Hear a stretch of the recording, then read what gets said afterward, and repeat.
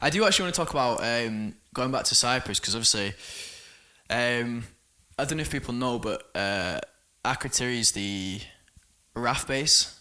Yeah. Based on Cyprus, it's like massively strategic location. That didn't make sense. It's a very strategic location. That makes more sense. Obviously, because it's based in the Middle East. Yeah. But our neighbours, they work on the base, and they have done for about 20 odd years. So I went over, and I might have mentioned this, but I don't think what I did mention was we obviously went to their house on the base. Really cool in terms of like it's like Little Britain, but it's like Little Britain, but it looks like America, like a Texas household. Just like palm trees everywhere and stuff. Yeah. The actual airport's really cool. Like you just got the Voyagers sat, whatever, just prancing about with the APUs on. They've got like there's no like real gates to stop you from getting runway, etc. But anyway, so we got to their house and I didn't know anything about kind of our neighbours' backgrounds, but it turns out the lady Jill, lovely lady, she turns out her dad, I think it was the dad, was in the RAF himself.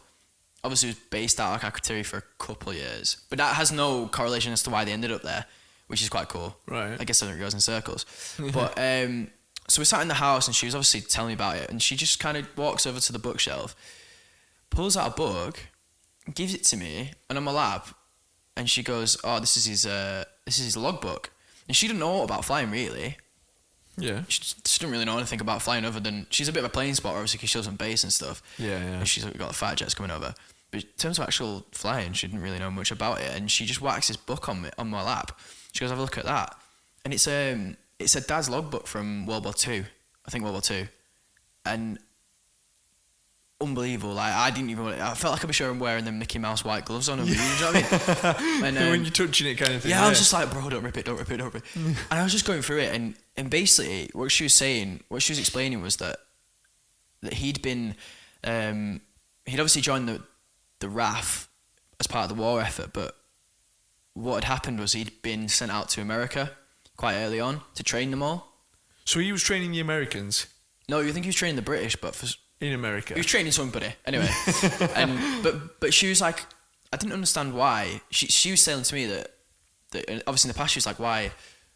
I don't know why he didn't go to fight himself because she'd been told that he was a good pilot. And then obviously it clicked in my head what had happened. And obviously she went on to explain that because he was such a good pilot, he was too much of an asset to the RAF. Yeah. So what they did is they kept him back to train other people.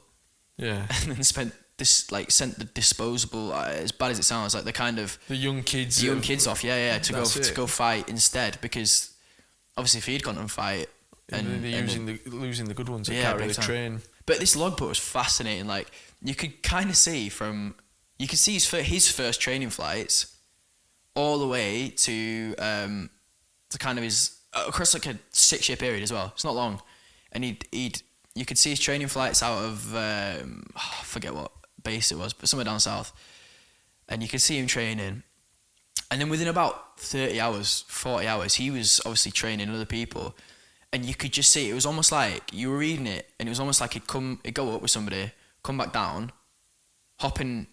they'd hop out, someone else would hop in, he'd go up again. Honestly, it was so much stupid. He'd logged about 700 hours in 3 months. No 3-4 months, something like that. Genuinely, like, and obviously now you look that's crazy. But you look at airline pilots now, because Alex was saying last week that the average you rack up a year is what, 900 hours. Yeah, that you're legally allowed to do. Yeah. But still, they're flying quite a lot. But like this guy, he racked up so many hours. God, he must have been absolutely shattered at the end of the day, though. Yeah, it does doing the same thing, even though you've probably done it 100 times.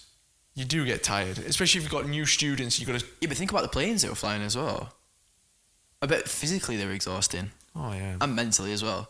I was Plus, fascinated. I bet they don't have noise cancelling headset. No, exactly. So you're listening to that. He was probably like deaf by the end of the war. Yeah, bless man. He sounded like him. That's incredible. Yeah, this guy sounded. But obviously, that's one guy. I bet there was thousands was thousands of people doing that in his position, and then obviously thousands and thousands beyond that. Don't forget, before World War II, the RAF wasn't as big, and the US Air Force hadn't even been formed. It wasn't a thing. I think it was World War II is when it was newly formed. Perhaps maybe just a bit before. I find that whole period of time across the first and the second. Sorry, across the second and the First World War of the technological advances of. That's the thing. Not just aircraft, but like just technology in general. It is unbelievable.